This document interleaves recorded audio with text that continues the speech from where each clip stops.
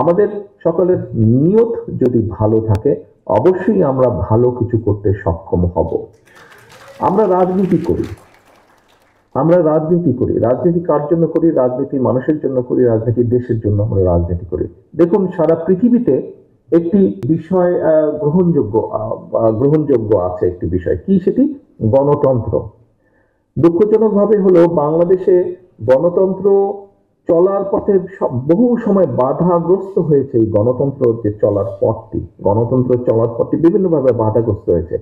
আজকে আমি মনে করি এখানে আপনারা যারা আছেন, আমরা সকলে মিলে যদি একটি শপথ গ্রহণ করি এবং এই শপথটা যদি আমরা সকলের কাছে নিয়ে যেতে পারি, যে সেটি হলো যে কোনো মূল্যে হোক, আমরা যেই গণতন্ত্রের জন্য জুলাই আগস্ট মাসে প্রায় ১,৫০০-এরও বেশি মানুষ শহীদ হয়েছেন, যেই গণতন্ত্র পুনরুদ্ধারের জন্য গত প্রায় ১৬-১৭ বছর ধরে, এক যুগেরও বেশি সময় ধরে বাংলাদেশ জাতীয়তাবাদী দল বিএনপি সহ অন্যান্য বিরোধী দলের বহু নেতাকর্মী গুম খুনের শিকার হয়েছেন, সেই গণতন্ত্রকে যদি আমরা কন্টিনিউ করতে পারি, আমরা যদি এই গণতান্ত্রিক প্রক্রিয়াকে কন্টিনিউ করতে পারি, তাহলে অনেক কিছুর সমাধান রাতারাতি হবে না, বাস্তবতা এটাই।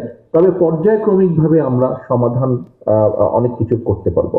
আজকে আমরা বিগত যে স্বৈরাচারের পলাতক যে স্বৈরাচার, তার সময় আমরা একটি জিনিস দেখেছি, এটা বাংলাদেশের ছোট বড়, শিক্ষিত অল্প শিক্ষিত অর্ধশিক্ষিত সব ধরনের মানুষ কিন্তু একটি বিষয় আমরা রিয়েলাইজ করেছিলাম, কোনো অ্যাকাউন্টেবিলিটি ছিল না দেশে, দেশের কোনো জায়গায় কোনো অ্যাকাউন্টেবিলিটি ছিল না, এবং সেজন্যই গুম খুন, সেজন্যই অর্থ পাচার, দেশের মানুষের সম্পদ পাচার, সেই জন্য এইসব মেগা প্রজেক্টের নামে কি হয়েছে আমরা দেখেছি। প্রিয় উপস্থিতিবৃন্দ, আমি মনে করি দেশে যদি গণতন্ত্র থাকে, যে কোনো মূল্যে যদি আমরা গণতন্ত্রকে রাখতে পারি, তাহলে অ্যাকাউন্টেবিলিটি তৈরি হবে।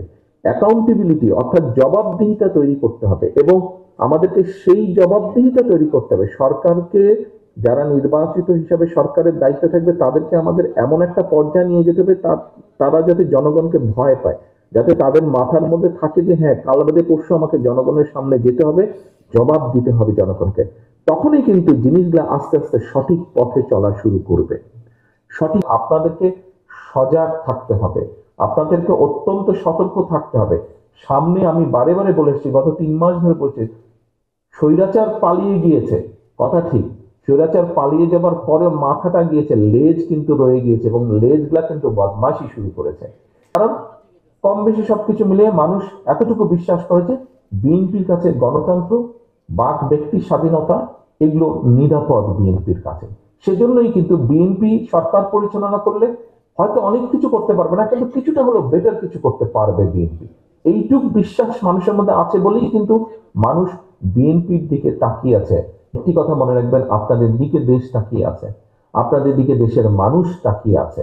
কাজেই নিজেকে সেভাবে প্রস্তুত করতে হবে, মানুষের প্রত্যাশা অনুযায়ী নিজেকে প্রস্তুত করতে হবে, মানুষের চাওয়া অনুযায়ী নিজেকে তৈরি করতে হবে।